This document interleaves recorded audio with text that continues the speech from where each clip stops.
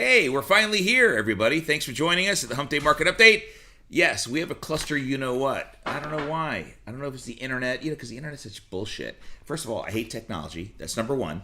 And secondly, we just, everything's kind of Anyway, normally it's okay. Tonight, we have a problem, so we're a little bit late. We're not going to keep you much longer. All right, we're gonna go over some great facts here, things that, and I'm not sure. Andrew, please verify that my voice is coming through because I hardly hear it in my ears. Just verify that. You can do a thumbs up; would be great. Anyway, thank you for joining us. I know most of you listen to this at your leisure.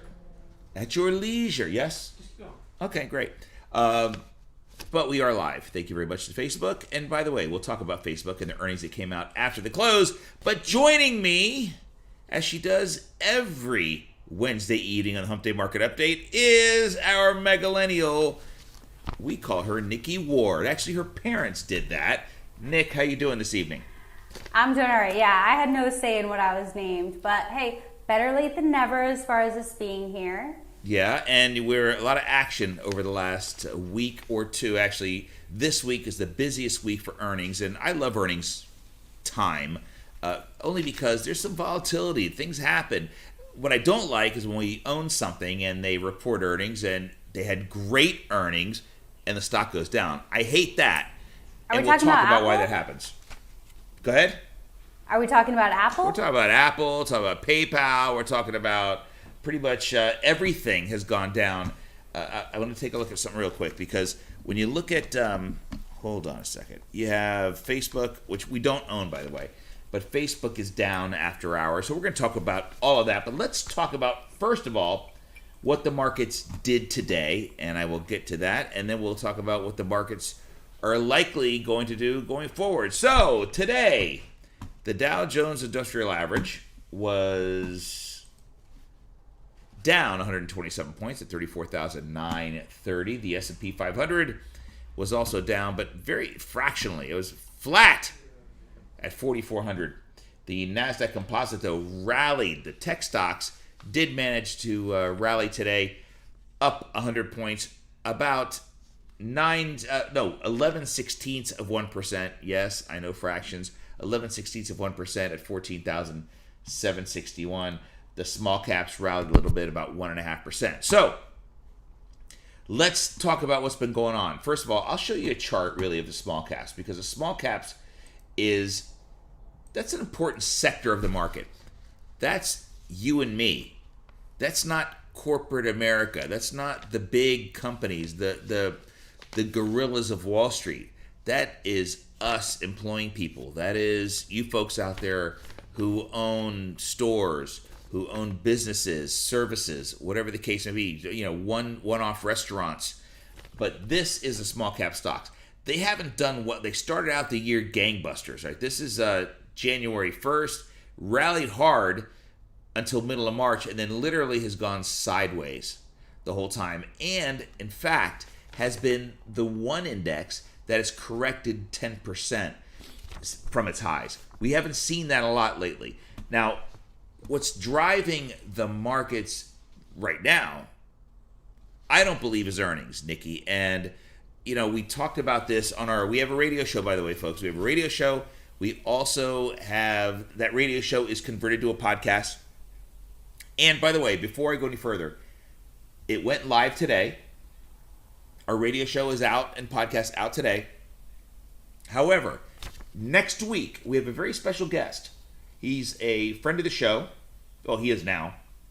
But Jesse Markowitz from yourpersonalcryptoassistant.com will be on our radio show podcast next week, which will air on late Wednesday. It's on the air at 3 p.m. on Wednesday live, okay? Because it airs at noon in Phoenix.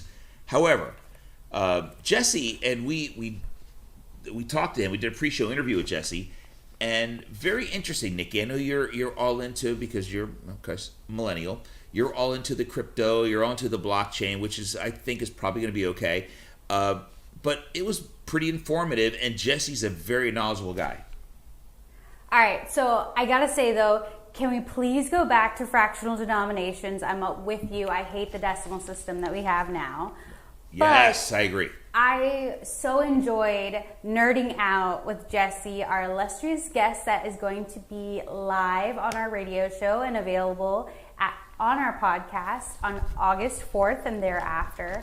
It was really awesome to get to talk to someone who just not only knows about blockchain, cryptocurrency, and this entire new world of NFTs, but can explain it to people like you, Lee, who are, how do I want to say this, begrudgingly getting to know what it means. I don't want anything to do with it. But exactly, there we go. I understand I have to know about it, and I do know, I'm not an idiot, I do know some about it. I do know a decent amount. However, by the way, I just want to make sure everybody knows that Jesse is not a sponsor of the show. He is a guest. Just an illustrious guest. Yes, he's a guest. And we believe that because we see the questions that come in, there are a lot of questions about cryptocurrencies. And so we thought maybe let's get somebody who knows more about cryptocurrency on the air than Nikki does, because she seems to have the most knowledge in our organization. And not that that's a bad thing, Nick, but this guy knows his stuff. But sometimes it's hard to explain such an abstract concept to people or I find it difficult to explain it in a way that people can understand. And I really felt like Jesse just kind of filled that void and was such a down-to-earth person who could really explain such high-level cryptography to, lay people like us. Yeah, and, we screened him. We talked to him. We did a pre-show interview. And he knows his stuff. He is not an advisor. He's not going to advise you on cryptocurrencies. What he's going to do is just kind of say, if you want to get involved, let me help you along the way and give you the information. And that's the key. So if someone gets the information, they can make their own decision. We're advisors. We make decisions for our clients. Right. He does not do that. So anyway, again, he's more of a guide. He's a guide, yes, exactly. And my point is that he's not we brought him on because we thought people would be interested in cryptocurrency. So he'll be on the show. Yeah, I mean, I can't tell you how many times people ask me about it, a lot. out and about. Just it's a lot. So to get some kind of informative. Next Wednesday, Jesse Markowitz with your personal crypto assistant.com. I do need to talk to him about that name. It's way too much. But anyway. It could definitely be shortened. That's what she said. Anyway, so I don't think that's what she said. Yes. Okay. So let's talk about what's going on in the markets. Look, we have volatility now. We could do this because we're not on radio. I know you said the cluster F, and I was like, please, just throw it out there. Well, because I'm used to doing radio. I wanted to say something ass or something on the radio the other day, and you did say it. I thought. Did I say ass? I don't know. I think you might have. I hope they have a 7-second delay. Anyway. Look, markets are volatile right now. There's a lot going on. Earnings have been great. Earnings are not driving the market slower. Although what we're seeing here lately is, let's talk about the big ones. Let's talk about Apple. Let's talk about Microsoft. Let's talk about Facebook. Let's talk about Google, bro. Let's talk about Tesla. So we're going to get into these stocks because the bottom line is Tesla. Oh, you know what? Now I'm not so muffled. I know why I'm muffled. Tesla reported on Monday, TSLA on the New York Stock and the NASDAQ. Tesla reported earnings, knocked the cover off the ball. Everything is great with Tesla.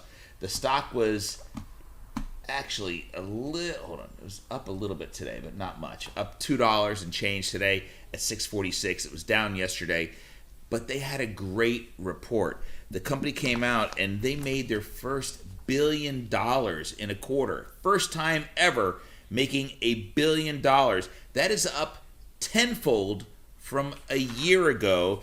And Nikki, this is on sales of almost $12 billion for Tesla. And I know you're a tree hugger and you would buy one. All right. So I do have to make fun of you because I want to say it was Tammy Smith's birthday party where everyone dressed up as old people, where you got onto the mic and you said, well, the goddamn tree hugger get their Prius off my lawn. And did I say that? Thankfully, you did say that. And there are witnesses to it, other than me. But you got to admit, a Tesla is way more of a head turner than a Prius. You are correct. And think about this, folks. I'm not saying this is not a recommendation, by the way. We own Tesla; it's our top 10 holding, but you see them now. You're really seeing them. You go through a row of parking, and you will see a Tesla or two now. You might even be lucky enough to park in between two. I try to park away from people. That's my thing. All right, so back to Tesla, though. Okay. You said it grew tenfold, but I don't think that really surmises the fact that net income in the year-ago quarter was $104 million, and now they hit $1 billion in a quarter. $1 billion with a B. $1 billion. So, and something that we both mentioned that we were looking for when Tesla came out with earnings was how much of that was attributable to regulatory credits. And thankfully, overall automotive revenue came in at $10.21 billion, and only $354 million, or 3.5% of that, was regulatory credit. So it's not like they're just kind of like moving the books around in order to be profitable. It seems like they might actually be a car company. Exactly, because their regulatory credits had been a bigger part of their earnings. I mean, remember, they get money back on rebates. Mm-hmm. So that has now subsided a little bit. They're always going to get that. The state of California, I believe, it used to be, and I'd like to verify this, but I believe gives you, if you buy an electric vehicle, they'll give you $15,000 tax credit. So it used to be that. Not sure if it is. I don't care. We don't live in California. But the state of Florida does something too, though. Actually, they do. It used to be like $7,500, something like that.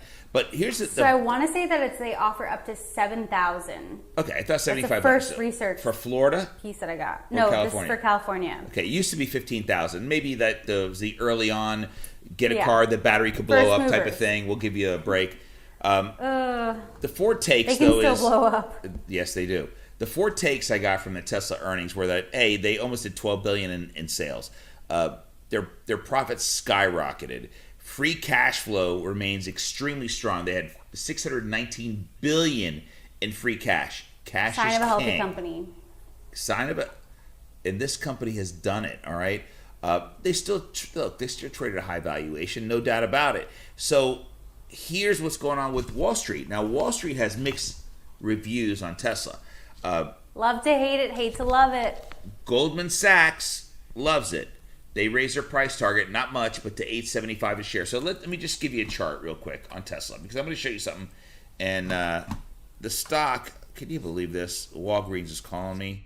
I have a prescription. Anyway, here's a chart on Tesla. So what I'm going to do, actually, I'm going to show you the other charting system, because I'd rather show you on this one. There we go. Let's go to TSLA on the NASDAQ. Okay, so what you're seeing here, this is a technical pattern that we call a symmetrical triangle. A symmetrical triangle means you have a descending line of resistance. Resistance is levels where stocks just don't have the power to get through.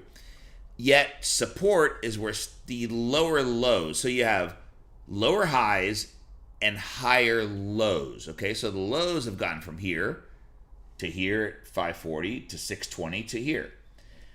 The stock is going to break out one way or the other. Next volume is going to win on Tesla. So if the next big volume day is up, or days is up, the stock's going higher. If it's down, it's going lower. So, Nick, I'll bring you back, because now that you've seen the chart, I can tell you price targets have changed. So Goldman Sachs likes the stock. By the way, the stock closed at 646 today, up 2 and change. They like it. 875 price target, up from 860. Piper Sadler, they have an overweight ranking. $1,200 target on Tesla. Credit Suisse, $800 target. Morgan Stanley, $900. So now let's get to the other side. JP Morgan, underweight, 180 to 160. So the stock closed at 646. They think it's going to 180 or 160, and they're saying underweight. How about don't own? That's some stupid shit. All right. This is the people that are just dying to be right every once in a while, so they'll throw something out there, and when they're right, they're a genius, and then if they're wrong, who cares? Absolutely, and that's Citigroup, for example, and that point really hits right on to Citigroup. Citigroup has a sell rating Okay, you took a side. 175 price target. We're 640. If the stock goes to 175, this analyst is going to be all over the papers and all over CNBC. He's a hero, but if it goes up or goes up, nobody will ever know. So I gotta say though, Lee, that's probably the highest PE I've ever seen on Tesla. Not just in general, but it happens to be Tesla's 164 times. It's That's a lot. It's not the highest. That's the highest I've seen. It used to not have a PE. All right, so not having a PE it didn't is have way worse. The P part. Yes, you have to have E part, earnings. It had a P part. No, but it wasn't profitable. No, price to earnings. Price to earnings. The E part. It had a price. There was no earnings. So let's talk about the rest of the numbers out there. So Apple came out with numbers, and you know what? They had a great quarter. It's all thanks to Jared. They had a great quarter. Jared bought an iPhone, whatever. What is it, 12 or 13 now? iPhone 12? Oh, yeah, because he doesn't settle.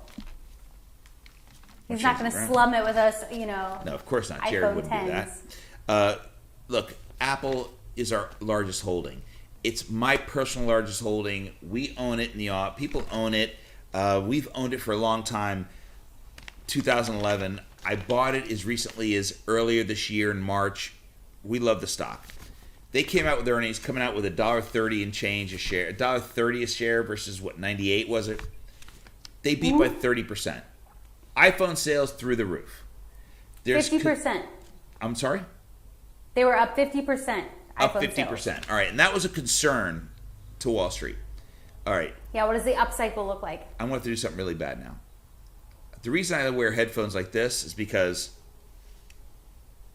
I will mess up my hair. Beach? I'll mess up my hair.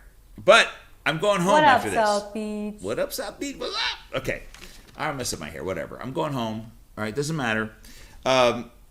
So Apple came out. There were great numbers. The stock was down today. Not much. $1.79. It was down about 1.2%.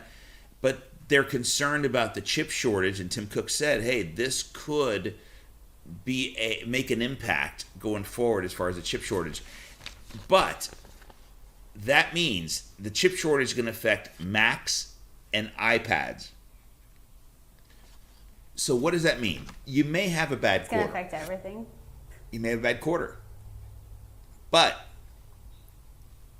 if you get that quarter out of the way, you probably have the pent-up demand that's going to kick the stock in the ace. So let me show you a chart on Apple, because the stock has really done really well since June. Look at that. That's a great trend in June. It was at 121. It got down to 122. I mean, we really had you had an opportunity to buy it down here. We did buy it for some people that didn't own it at the time. And again, our biggest position. So we have an axe to grind here. And however, I will show you this. I think the stock it's showing a very toppy formation here. If it were to violate, bear with me, I'm going to change something here. If it were to violate, what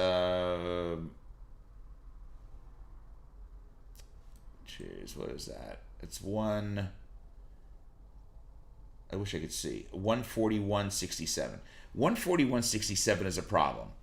That would break down, and the stock would likely go towards its 50-day moving average at 134. So, and I'm okay with that, because I look at Apple as a long-term play. Think about it. I mean, I want you to take notice. Let's think let's think like Peter Lynch. Peter Lynch, one of the greatest investors, Nikki, of all time. Peter Lynch would go Main Street to Wall Street.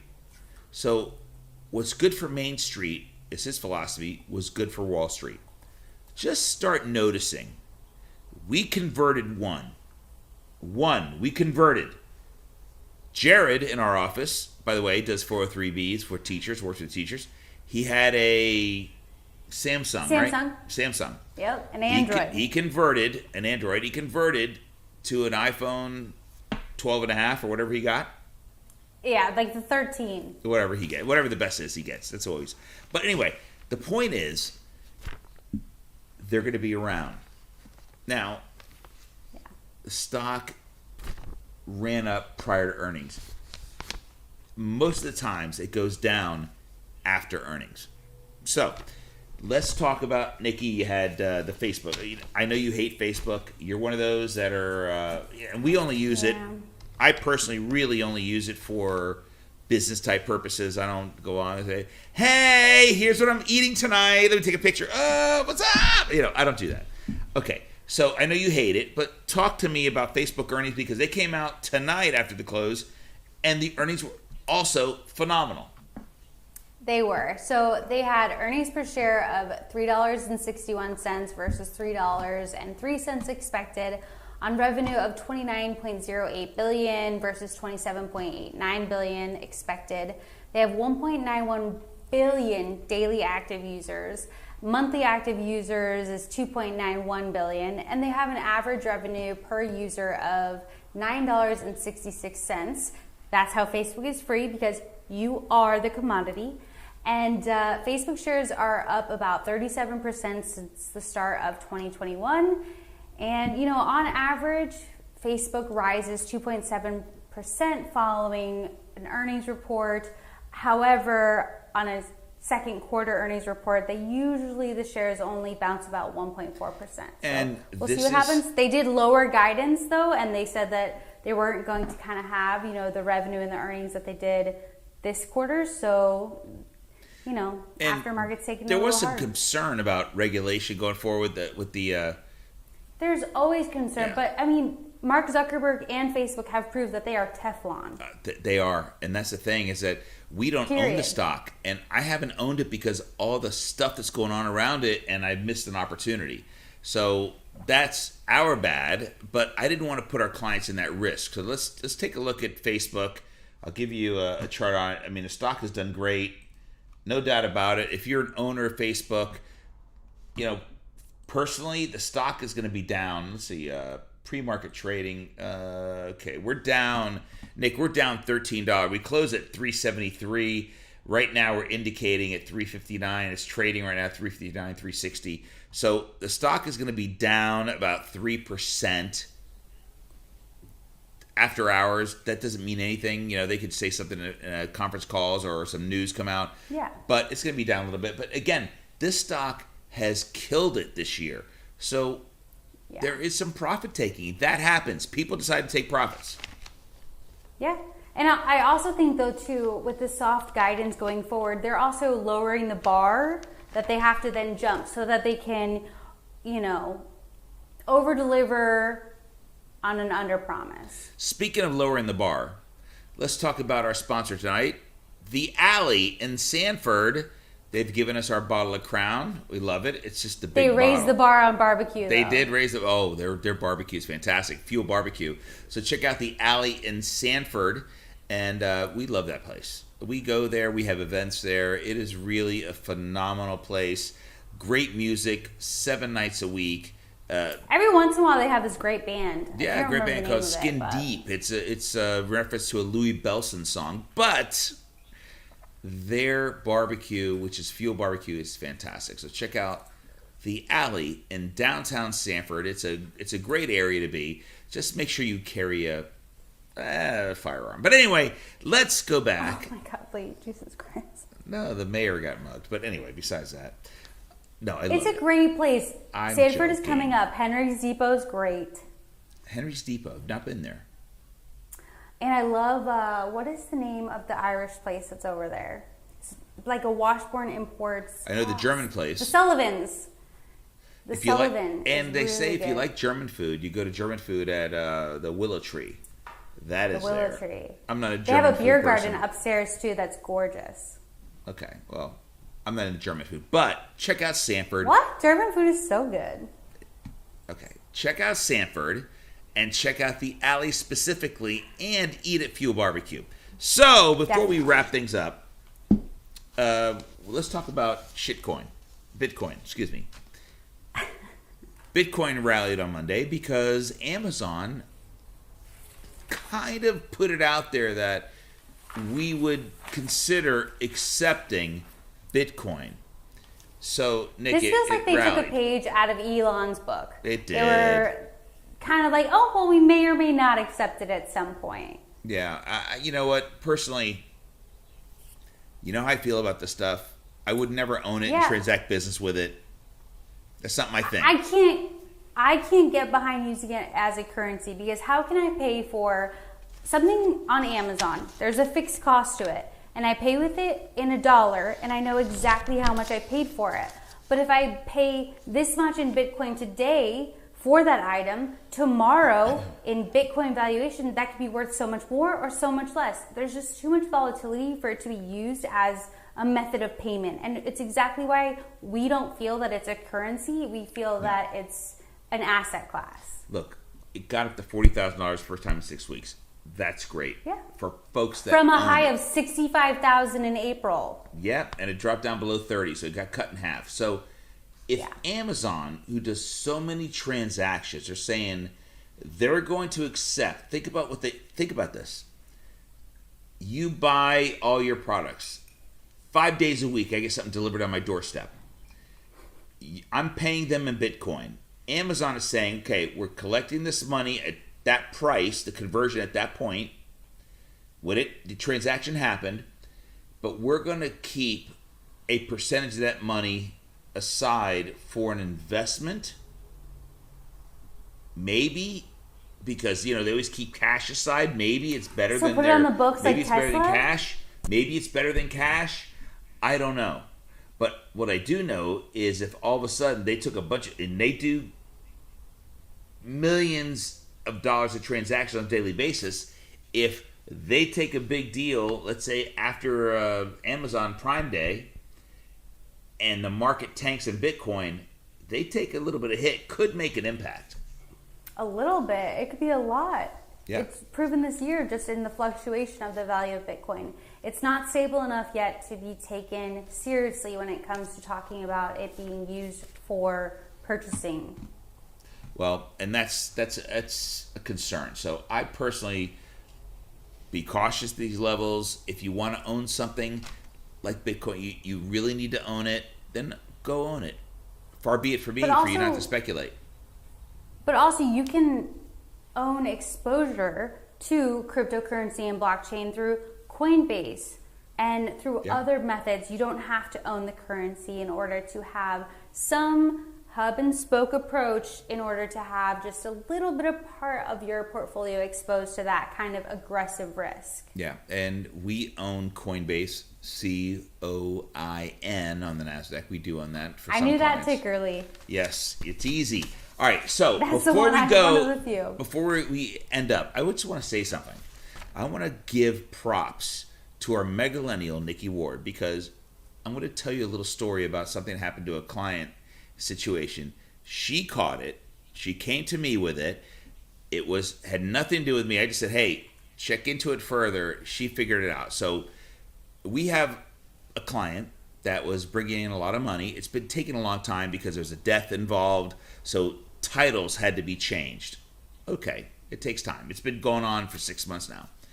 And it also, though, Lee, can I interrupt you? It also is someone who, it was a very traditional relationship moving forward. She had never really dealt with the financial aspect of their lives. They had been together for 30 years, married for not as much of the time. So the daughter is involved. With the money.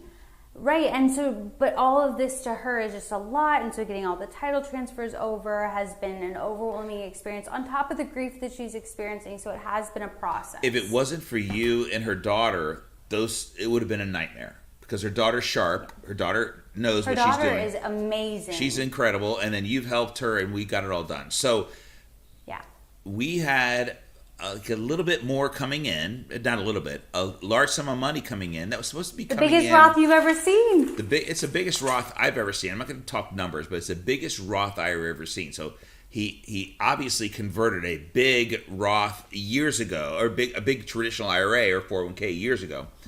And Nikki said, wait a minute, this is this new statement, because it had to be retitled. The new statement shows that it's a traditional IRA. Wasn't this a Roth? I said, well, I think it was, because that wasn't the biggest Roth we ever talked about. And I said, well, let's, you call the daughter.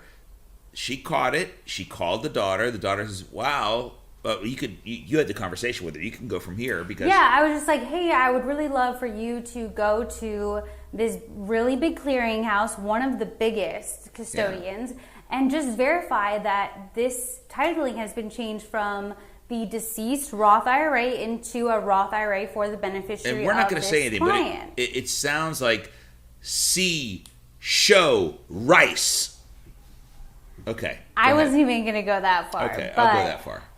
So then, the daughter has to get on a conference call with her mom and the custodian, and turns out they made a clerical error. And they had turned tax-free money in a Roth IRA into taxable money of a traditional IRA for the benefit of when the person who had passed away made sure that this money was going to go to his heirs, his beneficiaries, tax-free. And if we hadn't caught that, it could have triggered insurmountable tax implications on money that should be tax-free. It would have been a nightmare. By the way, and the person who passed away was so sharp. He took care of everything the right way. He did everything so unbelievably right. And then when this would have done, like you said, remember, folks, a Roth IRA, which what this gentleman had when he passed, a large sum of money, this is tax-free money. He already paid taxes on that. He put it in an account and let it grow tax-free. Already paid taxes. Yep. What this company did, the custodian, Rice, put it into a traditional IRA. When we got the new statement, and we have a traditional IRA for this client, and we're supposed to transfer that in. But if it wasn't for Nikki catching this would have been an absolute nightmare, because once it left them, then it's hard to reverse this stuff. It takes forever. We were going to take, not we, but it was going to happen possibly, all this money, hundreds of thousands of dollars in tax-free money, put it back into an account that now has to be taxed on the way out. It was unbelievable. I can only imagine what her CPA would have said about us had this transaction gone through. We hadn't caught the titling mistake. I'm just glad that we saw it when we did, and that this person who I really feel for, I have an immense amount of respect, who's now inundated with all these responsibilities. Yeah. I'm really happy that we could help her.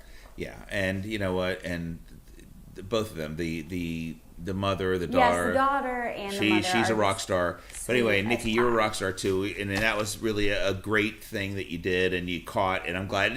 A point I'm trying to make is, if you need somebody to help you with your financial management side and just anything, we have mortgage guys that we know that will treat you fairly. We have estate planning lawyers, attorneys, yes, CPAs, who can help you with wills, all that can help you, that could get you in the right direction, and then we can manage the money. So call us at the office. You see the ticker symbol, the ticker symbol.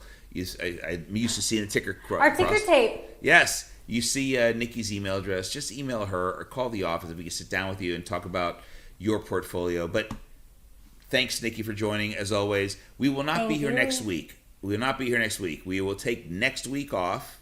We have stuff going on. Okay. Whatever. I'm not going to be here. Oh! Whatever, you little snowflake. You need some time off. Whatever. Snowflake. You're the snowflake, by the way. This just in. No, but we'll be back 2 weeks from tonight. You guys are awesome. Thank you very much. We ask that you share this. Please share it with everybody, because it's great information. If we can help you, please let us know. Have a great night. You're listening to Hump Day Market Update. I'm the Stock Dr. Lee Seiler. Nikki Ward's here. We'll see you next 2 weeks.